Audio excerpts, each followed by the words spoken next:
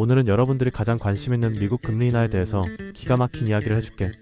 지금 바로 구독하고 영상을 시청해주세요. 1. 잭슨홀, 세계가 주목하는 무대 파월의 선택적 단어들.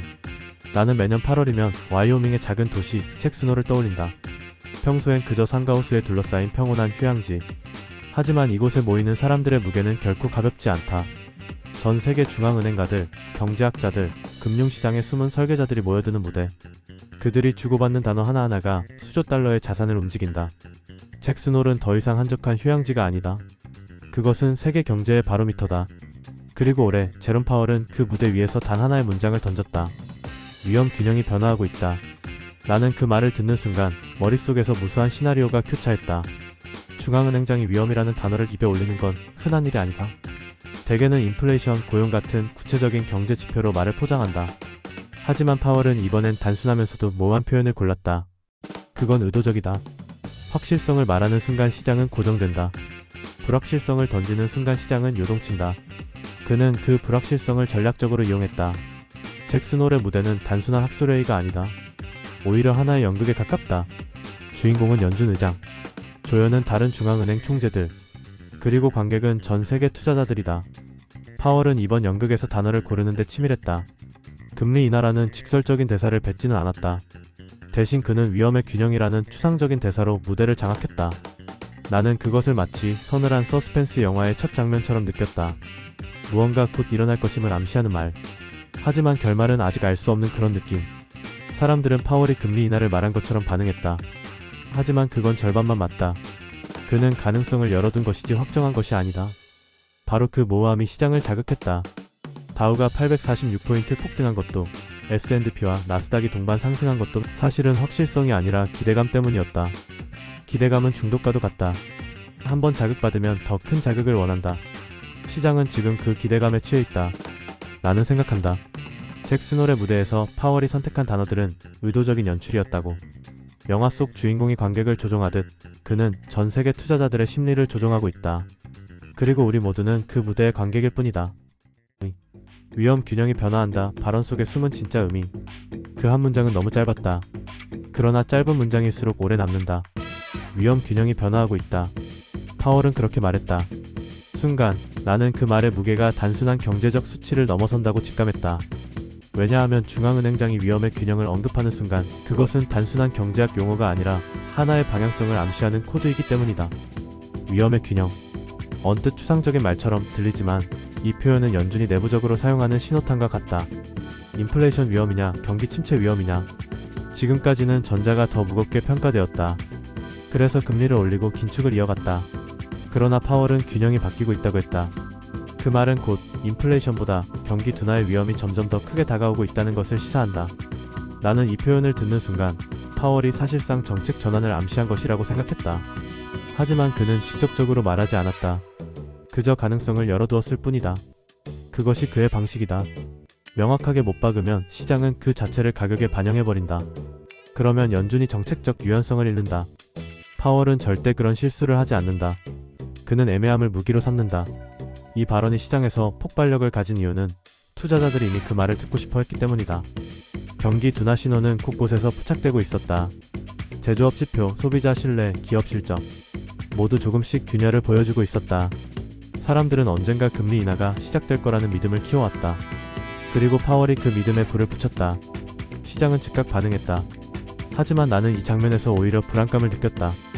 왜냐하면 파월이 말한 균형의 변화는 아직 데이터로 확증된 것이 아니기 때문이다. 단지 조짐일 뿐이다. 만약 인플레이션이 다시 고개를 들면 균형은 또다시 반대편으로 기울 것이다. 그러면 지금의 기대감은 허공으로 흩어진다. 결국 파월의 발언은 하나의 가능성을 암시했을 뿐 확실성을 보장하지 않는다. 나는 이 장면을 마치 미스터리 영화 속 복선처럼 받아들였다. 관객에게 힌트를 던지지만 결말은 알려주지 않는다. 위험 균형의 변화는 지금으로선 9월 금리 인하라는 해석으로 읽히지만 그것이 진짜 결말일지는 아무도 모른다. 파월 자신조차 확신하지 못했을 것이다. 그저 그는 가능성을 열어둔 채 시장이 알아서 반응하도록 만들었다. 결국 위험 균형이 변화한다는 말은 예언이 아니다. 그것은 하나의 장치다. 긴장감을 고조시키고 기대감을 자극하며 동시에 연준의 움직임에 여지를 남겨두는 장치? 그리고 지금 그 장치는 완벽하게 작동했다. 3. 시장의 폭발적 반응. 다우 사상 최고. S&P 나스닥 강세. 다우존스는 846포인트 뛰어올랐다. 역사상 최고치. 마치 오래된 기록을 깨뜨리는 순간을 기다린 듯 시장은 일제히 환호했다. S&P 500은 1.5%, 나스닥은 1.9%. 수치만 보면 잔치였다. 하지만 나는 그 장면을 보며 웃지 않았다. 오히려 불길했다. 왜냐하면 이 반응은 이성보다는 욕망에 가까웠기 때문이다. 투자자들은 파월의 발언을 금리 인하 확정으로 받아들였다. 하지만 그는 어디에서도 확정적 언급을 하지 않았다. 그럼에도 불구하고 시장은 그 빈 공간을 채워버렸다. 인간은 언제나 자신이 듣고 싶은 말만 듣는다. 주식시장은 집단적인 인간 심리의 증폭장치다. 작은 암시가 엄청난 확신으로 확대된다. 다우의 846포인트는 그 집단 심리의 폭발이었다. 나는 그날의 시장을 마치 군중 장면이 등장하는 영화 속 한 장면처럼 느꼈다. 광장에 모인 군중들이 지도자의 손짓 하나에 열광하는 모습. 그 손짓이 무슨 의미인지 명확하지 않아도 상관없다. 중요한 건 누군가가 신호를 보냈다는 사실. 그리고 군중은 그 신호를 자신들의 언어로 번역한다. 주식시장도 똑같았다. 파월은 위험 균형을 말했다. 시장은 이제 금리를 내린다고 해석했다. 지표는 거짓말하지 않는다. 금리가 내려갈 것이라는 확신이 강해지자 기술주가 먼저 반응했다. 나스닥이 강세를 보인 건 단순한 우연이 아니다. 저금리는 성장주의 가치를 끌어올린다. 돈이 싸지면 미래의 이익이 현재로 당겨진다. 그 단순한 논리가 시장을 움직였다. 반대로 은행주들은 잠시 흔들렸다. 금리 하락은 그들의 순이자 마진을 잠식한다. 하지만 그 미묘한 균형은 대세 상승이라는 집단 환희에 묻혀버렸다. 문제는 이 폭발적 반응이 너무 빨랐다는 것이다. 파월이 한마디 던진 지 몇 시간도 안 돼 시장은 이미 결론을 내렸다. 이것은 합리적 분석이라기보다는 반사적 반응에 가깝다. 마치 도미노가 쓰러지듯 한 문장이 글로벌 자산 시장을 밀어올렸다. 이 장면에서 나는 질문을 던질 수밖에 없었다. 과연 이 상승은 현실을 반영하는가? 아니면 기대감의 과잉 반응인가? 다우의 사상 최고치는 기록으로 남았다. 하지만 기록이란 언제나 깨지기 위해 존재한다. 상승 뒤에는 조정이 있고 기대 뒤에는 실망이 있다. 지금의 시장은 잔치를 벌이고 있지만 그 환호가 얼마나 지속될지는 아무도 모른다.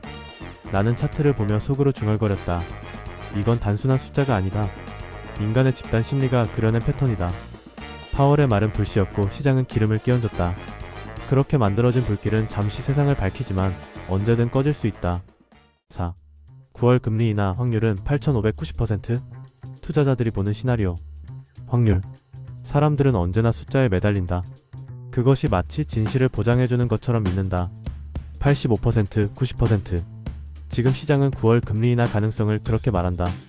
마치 룰렛 테이블 위에서 빨간색의 칩을 몰아넣듯 확률을 근거로 확신을 쌓는다. 하지만 나는 그 숫자를 보면서 냉소한다. 왜냐하면 확률은 현실이 아니라 기대의 집계일 뿐이기 때문이다. 이 확률은 어디서 나온 걸까? 연방기금 선물 시장, 투자은행들의 전망치, 그리고 각종 경제 지표를 조합한 결과다. 계산은 정교해 보인다. 하지만 그 바탕은 결국 인간의 해석이다. 그리고 인간은 언제나 자신이 원하는 결론 쪽으로 수치를 기운다. 지금 투자자들은 금리 인하라는 결론을 원한다. 그러니 85%라는 숫자가 나온다. 그 숫자는 데이터라기보다는 심리의 집계표에 가깝다. 나는 이 장면을 카지노의 도박판처럼 본다. 플레이어들은 서로 다른 칩을 쥐고 앉아있지만 모두 같은 소망을 품는다. 딜러가 공을 던졌다. 위험 균형이 변화한다. 공은 원을 돌고 사람들은 숨죽여 결과를 기다린다. 그러나 룰렛은 아직 멈추지 않았다. 시장은 이미 빨강 위에 칩을 올려놨지만 공이 멈출 지점은 아무도 모른다. 시나리오는 둘이다. 하나, 연준이 9월에 금리를 내린다. 시장은 환호하고 이미 선반영된 기대가 현실로 이어진다. 단기적으로는 더 큰 상승이 나온다. 하지만 문제는 그 다음이다. 금리를 내린다는 건 경제가 약해졌다는 신호다. 기쁨은 짧고 곧 현실이 따라온다. 또 다른 시나리오. 연준이 금리를 동결한다. 그 순간 시장은 배신감을 느낀다. 85%라는 확신이 깨진다. 실망 매도는 폭풍처럼 쏟아진다.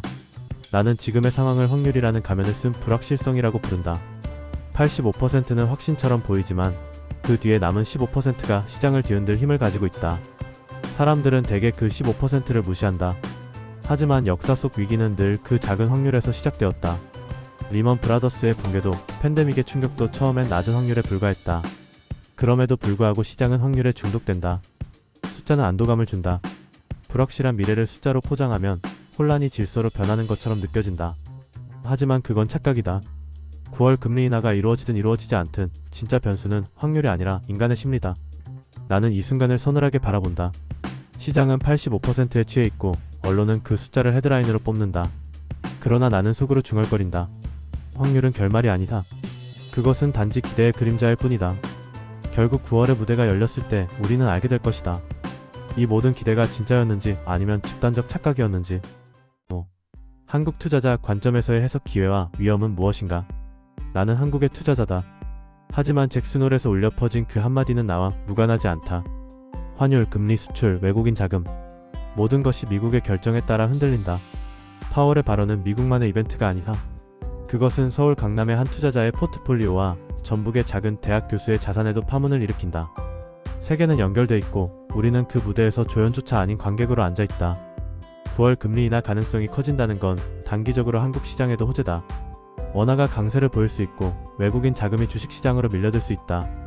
반도체, 2차전지, IT 같은 성장주는 다시 불이 붙을 것이다.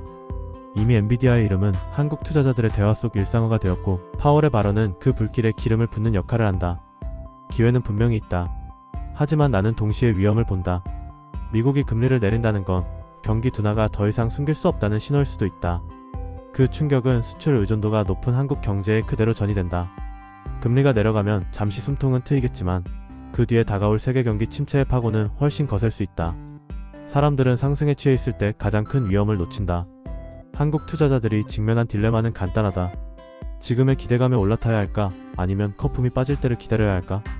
누구도 답을 모른다. 하지만 분명한 건 이 게임의 룰을 만드는 사람은 우리가 아니라는 사실이다. 파월이 던진 말 한마디가 우리의 선택지를 바꿔버린다. 우리는 결국 따라갈 수밖에 없다. 그 현실을 인정하는 순간 오히려 전략이 보인다. 나는 이렇게 생각한다. 단기적으로는 기회를 활용하되 전부를 걸어서는 안 된다. 파월의 발언은 불시이지 보증수표가 아니다. 투자는 불확실성을 다루는 기술이다. 확실한 것은 단 하나, 불확실성이 계속된다는 것. 그러니 한국 투자자는 두 가지를 동시에 준비해야 한다. 올라탈 준비 그리고 내려올 준비. 시장은 지금 확실성의 환상에 취해 있다. 하지만 나는 알 수 있다. 영화의 엔딩은 언제나 반전으로 끝난다. 그리고 그 반전은 늘 예고되지 않는다. 한국 투자자에게 필요한 건 환호 속에서도 냉정함을 잃지 않는 태도다. 그래야 무대 위의 연극이 끝났을 때 살아남을 수 있다. 6. 한국 주식시장 영향과 전망. 나는 뉴욕이 아니라 서울에 있다. 하지만 미국의 파장은 곧장 이곳으로 번져온다. 환율 차트는 거짓말을 하지 않는다. 파월이 위험 균형을 언급한 순간 원화는 강세로 돌아섰고 외국인 자금은 다시 한국 주식을 매수하기 시작했다. 다우의 기록은 서울 강남의 브로커 전화기에도 울림을 남겼다. 그것이 글로벌 자본주의의 질서다. 한국 시장은 단기적으로 반등의 기회를 맞는다. 반도체는 미국의 금리 인하 기대를 등에 업고 다시 주목을 받을 것이다. 하이닉스와 삼성전자가 아니어도 2차전지와 AI 연관 종목은 새로운 기대감 속에서 들썩인다. 외국인 투자자는 언제나 환율과 금리의 방향을 먼저 본다. 그리고 지금 그 화살표는 한국에 유리하게 기울고 있다. 그러나 나는 환호 속에서 불안을 느낀다. 미국의 금리 인하는 단순한 선물이 아니다. 그것은 세계 경제가 둔화되고 있다는 경고음이기도 하다. 단기 반등 뒤에는 다시 거대한 파도가 밀려올 수 있다. 한국처럼 수출 의존도가 높은 시장에서 그 파도는 곧장 실적 악화로 연결된다. 기업들의 재무제표는 냉정하다. 환호와 기대를 기록하지 않는다. 오직 매출과 순이익만을 기록한다. 전망은 양극단이다. 하나, 9월 금리 인하가 현실화되면 단기적인 랠리는 이어진다. 외국인 매수세와 원화 강세, IT와 성장주 중심의 불꽃 같은 반등이 가능하다. 둘, 그러나 그 불꽃이 꺼질 때 남는 건 세계 경기 둔화의 어두운 그림자다. 한국 시장은 기회와 위기 사이에서 줄타기를 시작한다. 나는 이렇게 결론을 내린다. 한국 투자자에게 지금 필요한 건 선택이 아니라 균형이다. 욕망에 따라 전부를 베팅하는 순간 시장은 잔인한 대가를 요구한다. 부분적으로 참여하되 반드시 출구를 준비하라. 그것이 생존의 기술이다. 그리고 지금 이 이야기를 듣는 당신도 알고 있을 것이다. 이건 단순한 주식시장의 뉴스가 아니다. 이것은 인간 심리와 집단 행동이 만들어낸 서스펜스다. 무대 위에선 파월이 연극을 하고 있고 우리는 그 연극의 결과에 돈을 걸고 있다. 여기서 이야기를 마친다. 하지만 이 영화는 아직 끝나지 않았다. 다음 장면은 곧 시작될 것이다. 그러니 구독과 좋아요 그리고 알림 설정까지. 이 이야기를 계속 따라가고 싶다면 준비하라. 나는 다시 돌아올 것이다.